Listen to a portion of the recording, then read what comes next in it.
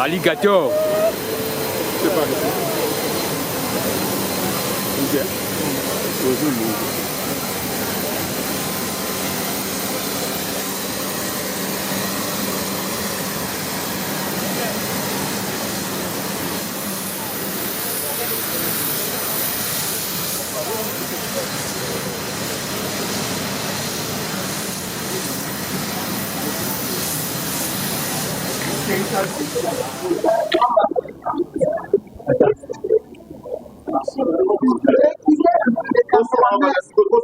Merci beaucoup. Comme vous devez le savoir, suivant les recommandations des Nations Unies et sous l'égide de son Excellence Monsieur le Président de la République, chef de l'État, la République démocratique du Congo va organiser toute l'année 2025 une grande campagne de sensibilisation de la jeunesse à la lutte contre la corruption et au patriotisme.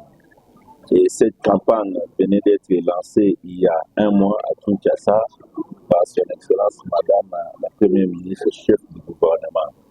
La dite campagne est une organisation du ministère de la Jeunesse à laquelle l'Inspection générale des finances participe pour lancer des messages de la lutte contre la corruption et du patriotisme. Donc nous sommes venus avec son Excellence Madame la ministre de la Jeunesse et échanger avec les jeunes de la province de Lualaba sur les enjeux de la lutte contre la corruption et l'éveil patriotique pour notre pays.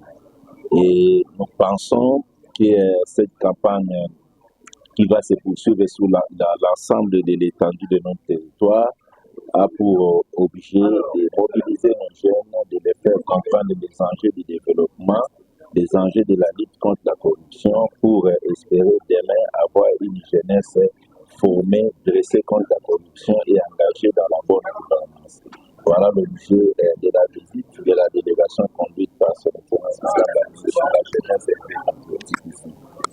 Les choix des jeunes, tout d'abord, comme je vous ai dit, il s'agit d'une recommandation des Nations Unies qui vient de placer l'année 2025 sous le thème de la mobilisation de la jeunesse dans la lutte contre la corruption.